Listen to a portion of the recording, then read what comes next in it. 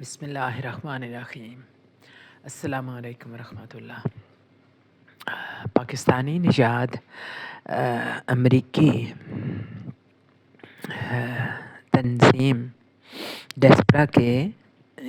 مہینوں کی کاوش کے بعد یہ ممکن ہوا کہ 46 کانگریس مین جو تھے انہوں نے جو بائیڈن انتظامیہ کو ایک خط لکھا سگنیچر کے ساتھ، جس کے اہم نکات یہ ہیں کہ عمران خان کی سیاسی بنیادوں پر غیر قانونی رہائی جو ہے اس کو ختم کیا جائے اور عمران خان کو ریلیز کیا جائے، عمران خان کو رہا کیا جائے، اور جو ایلیٹ کلاس میں کرپٹ یہاں انتظامیہ کام کر رہی ہے ان کو کسی طرح سے فکس کیا جائے، ان پہ پابندیاں لگائی جائیں وغیرہ وغیرہ۔ تو یہ جو خط ہے یہ غیر معمولی اہمیت رکھتا ہے۔ اس سے پہلے بھی اسی ڈیسپرا نے ڈونلڈ لو کے لیے ایک خط لکھا تھا، اور اس پر بھی ڈونلڈ لو کو بلایا گیا تھا اس خط کے نتیجے میں، اور اس کی سرزنش کی گئی تھی کہ وہ اس طرح کوئی غیر قانونی کام نہ کرے۔ تو بہرحال وہ جو اس کا بلاوا تھا اور اس کے بارے میں جو ساری باتیں تھیں وہ بائنڈنگ نہیں تھی لیجسلیشن سے، لیکن یہ جو خط ہے وہ کہتے ہیں اس سے زیادہ مضبوط ہے، اور اس کے نتیجے میں ایک لیجسلیشن ہوگی یعنی قانون بنے گا، اور باقاعدہ اس کے نتیجے میں پاکستانی حکومت پر پریشر ڈالا جائے گا کہ وہ عمران خان کو رہا کرے۔ تو اس سے ظاہر ہے کہ جو عمران خان کے حمایتی ہیں اور ساتھی ہیں ان میں خوشی کی لہر دوڑ گئی ہے، لیکن یہ بھی اپنی جگہ ہے کہ عمران خان جو ہیں وہ اس سے پہلے خود پاکستانی حکومت بھی ان پہ کافی دباؤ ڈال رہی تھی کہ وہ کسی طرح سے لنڈن یا سعودی عرب جو ہیں وہ جانے پہ تیار ہو جائیں، لیکن وہ نہیں مانے، اور ان دنوں میں یہ خبر بھی گرم تھی کہ ان کو زبردستی بھیج دیا جائے گا سعودی عرب۔ جو شہزادہ محمد بن سلمان ہیں ان سے باتیں ہو رہی ہیں، لیکن ساتھ ہی ماہرین یہ بھی توقع ظاہر کر رہے تھے کہ سعودی حکومت اپنی تمام تر امارت اور اثر و رسوخ کے باوجود کبھی بھی ایسا غیر مقبول جو فیصلہ ہے وہ نہیں کرے گی کہ کسی اتنے اپنے مقبول ترین پارٹی کے مقبول ترین لیڈر کو زبردستی لے جایا جائے۔ تو دوسری طرف شاہ محمود کی جو بیان ہے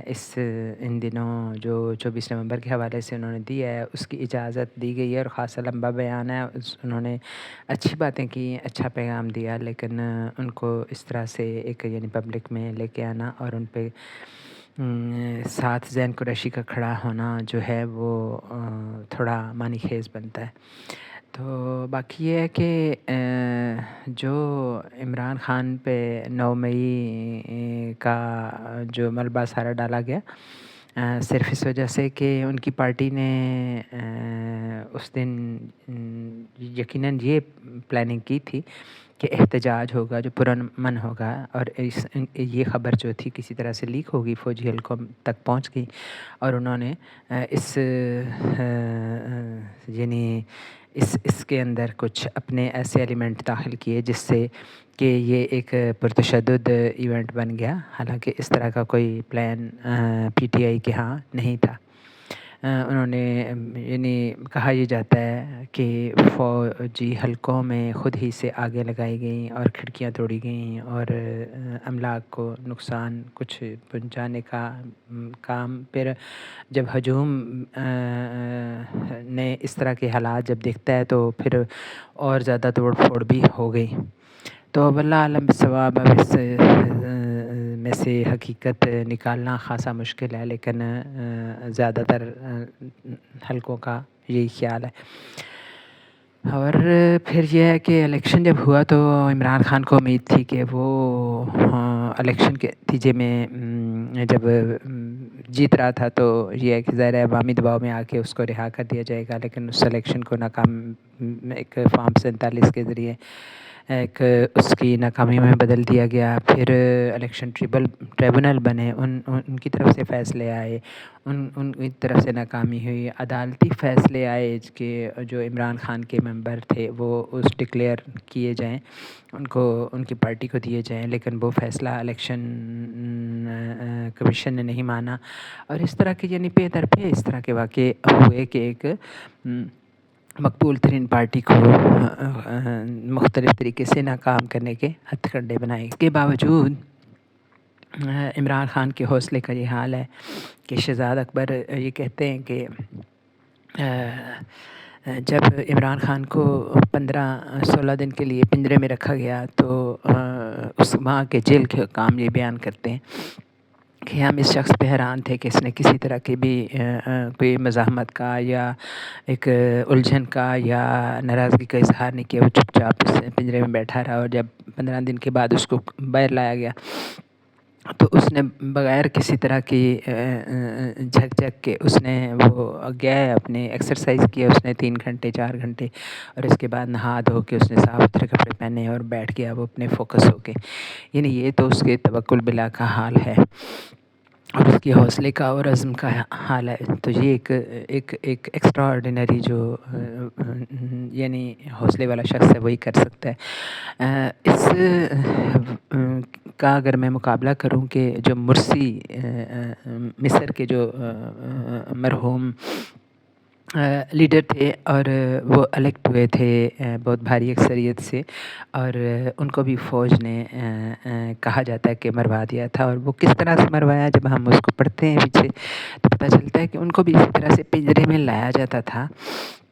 شیشے کا پنجرا تھا اور اس میں ان کو عدالت میں لایا جاتا تھا. اور ظاہر ہے کہ ایک انسان کے ساتھ یہ یعنی اس سے بڑھ کے تصحیق آمیز سلوک نہیں ہو سکتا. تو کہتے کہ وہ صرف اس یعنی گھٹن کا شکار ہو کے اور اپنی تذلیل کے احساس سے یعنی ان کو دل کا دورہ پڑ گیا اور وہ فوت ہو گئے اسی پنجرے میں. تو اس کو دیکھ کے انسان کو احساس ہوتا ہے، وہ جب واقعہ پڑھے تو بندے کو احساس ہوتا ہے. اور یوں بھی ایک عام انسان بھی سوچے کہ تھوڑی دیر کے لیے بھی اسے کوئی یوں پنجرے میں بند کرے تو کتنی تکلیف کی بات ہوتی ہے. تو ایسی اذیتیں اس نے سہی ہیں. اس کے علاوہ بہت سی باتیں جو اس نے بولی بھی نہیں، لیکن کہیں نہ کہیں سے آتی رہتی ہیں خبریں کہ اس کو کس طرح تشدد کا اور اذیت کا اور تضحیک کا نشانہ بنایا جاتا ہے. گارڈین اخبار نے یہ خبر دی ہے کہ یعنی پاکستان ایک ایسا ملک ہے جہاں پہ عدلیہ جو ہے وہ اس کو ربر اسٹیمپ بنا دیا گیا ہے 26ویں ترمیم کے ذریعے. اور اس کے ذریعے ایک عدالت یعنی سپریم کورٹ کے اندر ایک اور سپریم کورٹ آئینی بینچ یا عدالت کے نام سے بنائی گئی ہے، اور وہاں جو ہے ججوں کی تعداد بڑھا کے تو حکومت اپنے من پسند فیصلے کرانا چاہ رہی ہے. اس طرح کی باتیں. تو